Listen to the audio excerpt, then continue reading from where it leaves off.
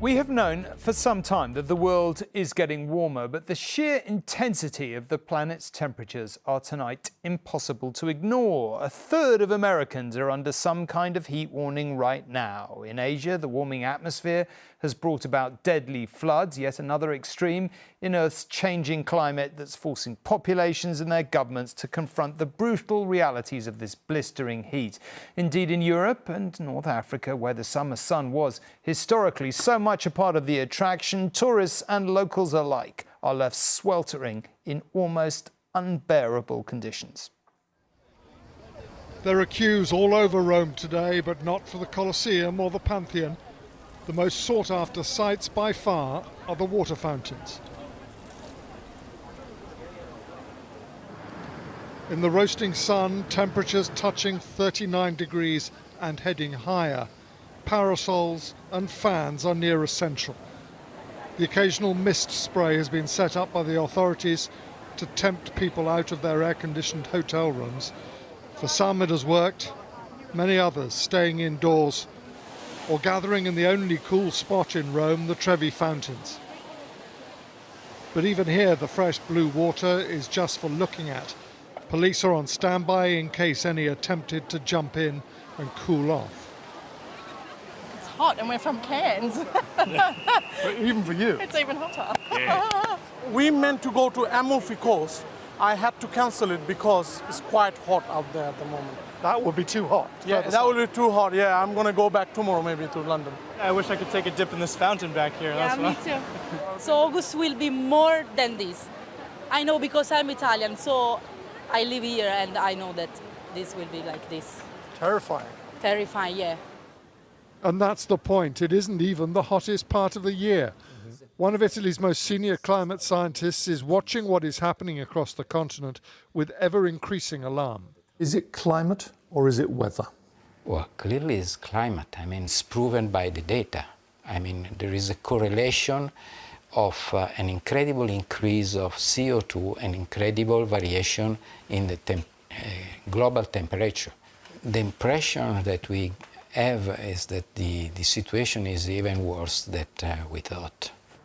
Italy is far from alone. Wildfires raging in the Canary Islands, likewise in the hills around Athens, while the Greek capital too swelters in temperatures touching 40 degrees. The long-term threat faces all of us, of course, but in the short term, the summer tourist seasons in these countries is increasingly in jeopardy. Italy's La Dolce Vita, its outdoor cafe society, is struggling in what is the second heat wave already this summer. How much longer before people decide this isn't just hot, it's too hot? James Mace, News at 10, Rome. Well, across the continent, the heat is only likely to intensify as we head into the coming days. Sardinia in Italy and in Spain generally could see temperatures of 46 degrees Celsius, while southern France is predicted to reach 40 degrees. It follows record-breaking temperatures over in the east. In China, a town in the country's northwest reached 52 degrees on Sunday, while a similar reading was taken in Death Valley in California. Well, tonight we'll turn to our correspondents across all three continents. James in Europe, of course, Debbie in Asia, and Robert in North America. James, first in Rome. Perhaps we can come to you. I mean, I guess real concern from on the part of the Italian government about how they're going to deal with this heat. Absolutely, because it's not a short-term thing this time. Tomorrow it's going to be unbelievably even hotter, but then it goes back to the same brutal, oppressive heat we've had today right through to next weekend and possibly beyond. It's the second heat wave of the summer. It's in a country which has had a 2-year drought that was broken by horrendous floods in their main agricultural region. I mean, here in Italy, we've a right-wing government led by Giorgia Meloni came to power, as we may be about to see in Spain at the weekend, as we're seeing gaining strength in Germany, on the votes of people who either don't believe in the need for net zero or certainly don't want to pay for it.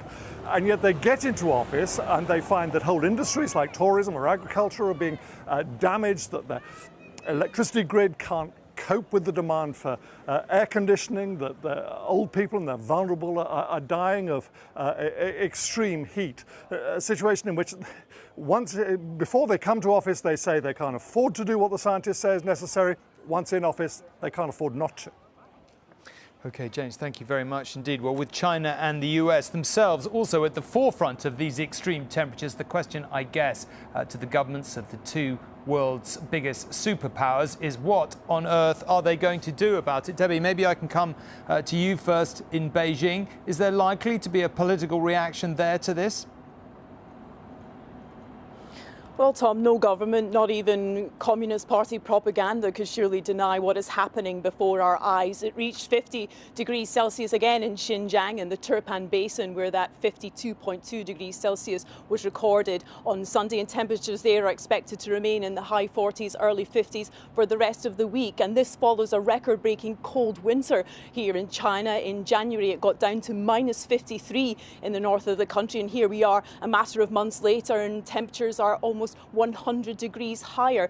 There has been a rapid expansion in green energy, and the country is predicted to hit its climate goals earlier than 2030. But this year, with a focus on economic growth following the pandemic, carbon emissions here have risen again. John Kerry, the US climate envoy, is currently here in Beijing meeting with his Chinese counterpart to try and get discussions between the world's two biggest polluters back on track. And there is no shortage of evidence to focus their minds on what they do agree should be a united fight to save our planet. OK, Debbie, thank you very much. Well, let's come finally to Robert. Robert, we look to the US, don't we, for leadership in so many things. Is this leading to a sharpening of minds in Congress? Well, Tom, you would certainly imagine, wouldn't you, that the constellation of extreme weather events here in North America would lead to a focus of minds, particularly those here on Capitol Hill. It's not just the extreme heat out west, it's also the smoke from those Canadian wildfires, which have reached as far south here as Washington, leading to a rapid deterioration in air quality, but also what marine biologists are now warning about, which is rising ocean temperatures off the eastern seaboard and in particular in the Gulf of Mexico. And yet, incredibly, it is not at all clear that climate change is rising up the political agenda. You know, looking at the Republican Party, they are now fighting for their party's nomination. The presidential election less than 500 days away, and it's dominated by the culture wars. There is skepticism about the science. There is also skepticism about the economic cost of the transition to clean energy. So we will have to see, Tom, whether the blistering temperatures across America this summer changes the depressing politics of climate change. Okay. Robert and Debbie and James, incredibly interesting and important discussion. Thank you very much indeed.